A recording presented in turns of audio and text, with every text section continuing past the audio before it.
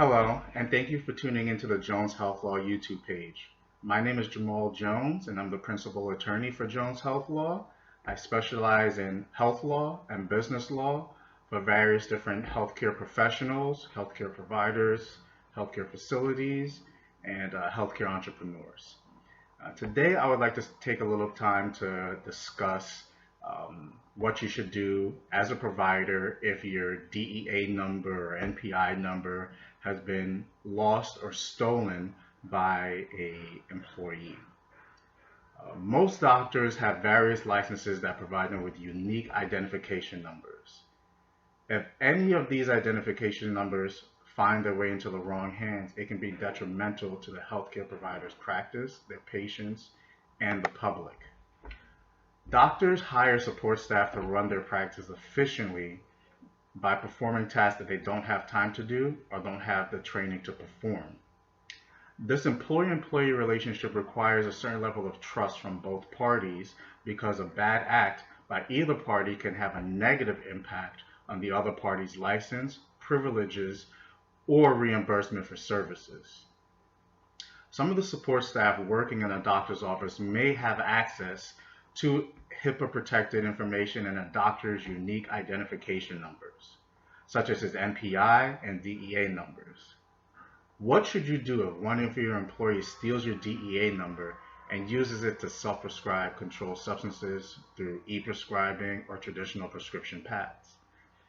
What if they use your DEA number to order controlled substances for the practice without your knowledge or consent?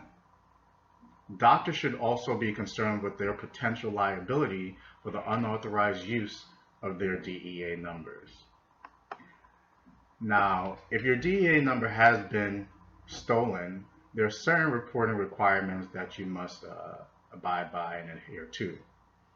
According to Florida Statute 893.075B, if your DEA number has been stolen and used to divert controlled substances, you must file a police report with the local sheriff of that county within 24 hours after discovery.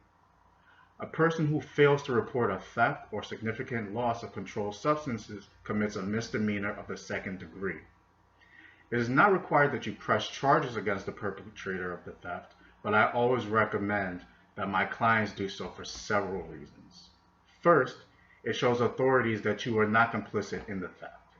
Second, it becomes part of the employee's record, and prospective future employees will be able to see this information on their criminal history during background checks. Third, as punishment for the emotional despair you will endure, negative impact on your practice, and the cost to hire an attorney to represent you in this matter, I think that it's due justice, if you will, that your employee or former employee has charges filed against them. Now, you must also notify the Drug Enforcement Agency or the DEA within 1 business day upon discovery of a theft or significant loss of controlled substances. Upon discovery means that a report should be filed once the doctor has made a good faith effort to determine whether a theft has in fact occurred. To determine whether a loss is significant, the DEA provided the following factors in 21 CFR section 1301.74C. That's the Code of Federal Regulations. Number one, or first, the actual quantity of controlled substances lost in relation to the type of business. 2, the specific controlled substance that is lost. 3, whether the loss of the controlled substances can be associated with the access to those controlled substances by specific individuals, or whether the loss can be attributed to unique activities that may take place involving the controlled substances. 4th, a pattern of losses over a specific period of time, whether the losses appear to be random and the result of efforts taken to resolve the losses, and if known. 5, whether the specific controlled substances are likely candidates for diversion. And 6, local trends and other indicators of the diversion potential of the missing controlled substance. These 6 factors are not exhaustive and should be taken into account with other factors where appropriate. According to 21 CFR section 1301.76 B. The DEA is implementing regulations for the Controlled Substances Act. All DEA registrants must complete DEA Form 106 and submit it to the DEA electronically.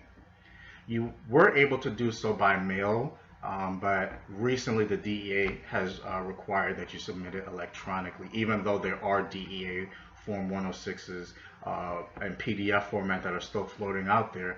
I think that it's in your best interest for your client or for yourself to submit that electronically. Once submitted, the DEA will begin the investigatory process and contact you to obtain additional information. Additionally, you should contact the board or association that grants you your license to practice, for example, the Florida Board of Osteopathic Medicine, to see what reporting requirements they may have. For example, although I could not find a clearly defined rule requiring so, the Florida Board of Osteopathic Medicine strongly suggests that the doctor file a complaint with the Florida Department of Health against the perpetrator of the crime so that they may conduct their own investigation into the matter. Now, depending on who the perpetrator is, they also have certain licenses, and that agency or that department should also be notified, or the DEA might notify them on your behalf, or excuse me, the Department of Health will notify them on your behalf once you submit the complaint against them. Now, the complaint should be sent to the Consumer Services section of the Department of Health. You'll typically receive a response from the Department of Health within 10 business days, at which point in time they may schedule a phone call or an in-person meeting as part of their ongoing investigation. This investigation may include interviewing parties in your practice about the perpetrator of the crime and the facts and events that gave rise to the incident. During all stages of the investigation, whether talking to the DEA, local police authorities, or the DOH, you must be candid with the investigating authorities so that there isn't any indication of impropriety on your part or complicity. Now that this has occurred, you want to make sure or try to limit the opportunities for a situation like this to present itself again. So, to limit the occurrence of future thefts or significant loss, providers should know the following. Conduct employee background checks for all employees, including those employees with access to controlled substances. The background check should be performed in any local, state jurisdiction where the employees has worked and resided. Federal background checks should also be performed. Schedule 1 and Schedule 2 drugs must be stored separately from other drugs in an approved safe. Schedule 3 and Schedule 4 drugs must also be kept under lock and key, but the security measures are more relaxed than their counterparts Schedule 1 and Schedule 2. Utilize tracking software that records specific employees' removal of controlled substances from locked cabinets together with an associated patient identifier. The software is designed to flag and alert the doctor of suspicious or unusual employee activity. Providers should also conduct internal audits to ensure that the inventory of controlled substances is accurate. Providers may also want to consider adopting a policy into their practice which requires employees to be periodically drug tested and suspicion-based drug testing. Drug testing should be performed prior to employment. The offer of employment should be conditional on a clean drug test. I can't stress that enough. Sparingly share your DEA number and e-prescribing login information only with trusted employees. Make sure that your prescription pads are locked up in a safe and secure area. Utilize watermarks on your prescription pads because it makes it more difficult to replicate. Monitor remittance advice. Claims and reimbursements to verify bill services match your income.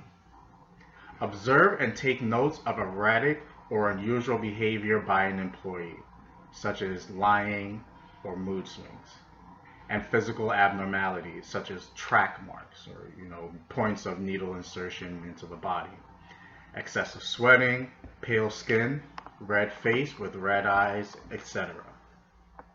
Should also implement a training program to educate staff on controlled substance diversion. Again, this isn't an exhaustive list, but it's just an idea of some of the precautionary measures that you as a provider should take to limit the opportunities for these types of bad acts to occur, again, in your practice or facility. If you're unable to determine whether a theft of controlled substances did in fact occur within one business day, you should err on the side of caution and file a report with the DEA and other appropriate authorities immediately. It may also be necessary to notify the Center for Medicare and Medicaid Services. If you fail to timely report a theft or significant loss, you may face penalties and fines or any other remedial actions that the authorities deem are necessary. If any patients were affected by the theft, you must determine how to appropriately notify your patients. Make sure to gather any documents or evidence that can be useful for authorities during their investigation. Any theft of prescribing pads or prescription pads should be reported to the Board of Pharmacy. Now I'd like to take this time to thank you for tuning in and looking at my YouTube video. If you have any questions, please feel free to contact me. Again, my name is Jamal Jones. I'm the principal attorney for Jones Health Law. Our offices are located at 3390 Mary Street in Coconut Grove, Florida. Or you can find out more information about myself or our practice at www.joneshealthlaw.com. Or you can call us at 305-877-5054. Emails are also great. My email address is jrj@joneshealthlaw.com. I'd like to thank you again for tuning in. Have a great day.